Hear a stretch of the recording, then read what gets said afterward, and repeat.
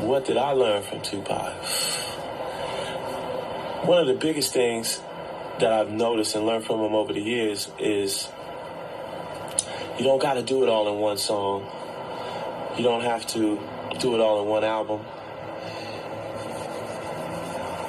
Just be who you are, and you can't ride everything through. Me being a producer and an MC and a rapper and an artist and a comedian kind of has me wearing so many hats that I lose sight of the reason I got into the game in the first place, which you want to change the world, you know. You want to lead it somewhere, and you want to improve the state of hip-hop, and you want to really add something to the tree, add a branch. Some people only add a leaf. Some people add a whole major trunk piece. But as long as you add something to the tree, then you're doing a good thing, you know. I'm the man who put the piano behind Tupac Shakur, and I'm proud of that. Da-da-da-da. I Get Around, So Many Tears, half his first album. We were like family to him, you know. We got him his first apartment. He had no credit. He couldn't drive. He had no driver's license. So we used to have to work the applications, and we were all pitch in and borrow a credit card and co-sign. We did all the shit we had to do. We tried to teach him how to run his bank account. When they play a tape for Pac or send him a CD with beats on it, if you were present, he'd listen to it, but he wouldn't give you an answer until he ran and grabbed his rhyme book. He'd pull his rhyme book out.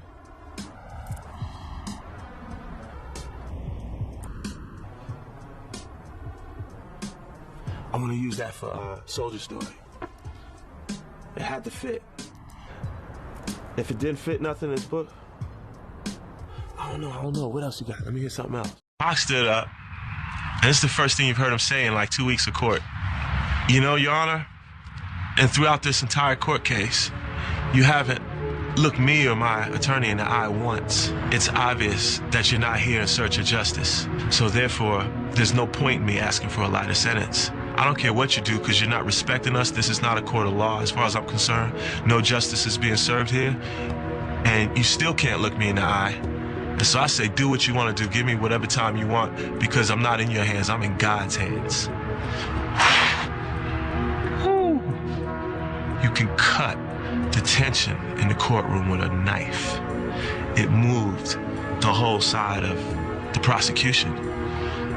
I didn't say it like Pac said it.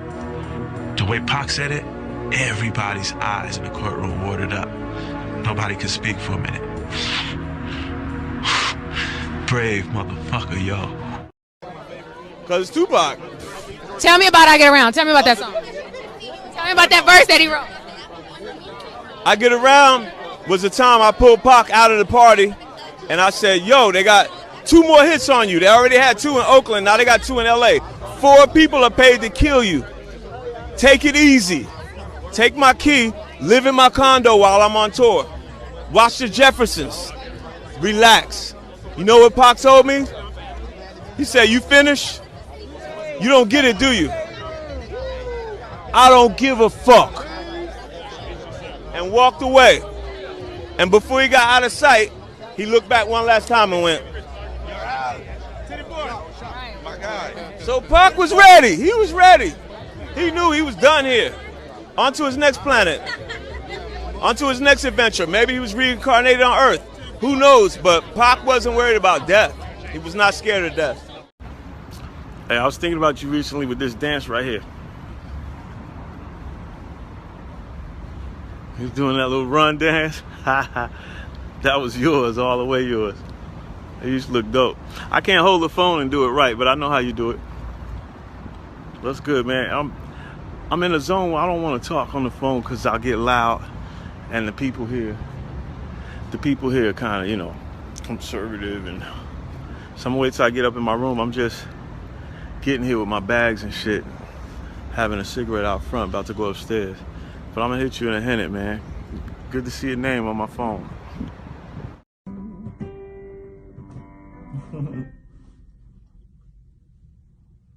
I trust what Prince said. We're all just the same. Life is but a game. It's a war of vibrations. Construct your reality. Think about the things you love and draw them into your life. Don't make the mistake that so many of us make, including myself, of focusing more on what you don't like, because then that increases. You know, people say, what's going on in your life? Don't tell them the 2 bad things that happened that day. Tell them the 4 nice things, cool things that happen. And then that starts building, you know. Can't you tell I'm upset with you? That was real funny. Oh God, I'm cracking up. Oh, I'm so upset today. Can you tell I'm sad? Wow, this food is delicious. No, I love you, baby. Oh, why did you do that? I can't stand it. This is called Botox face.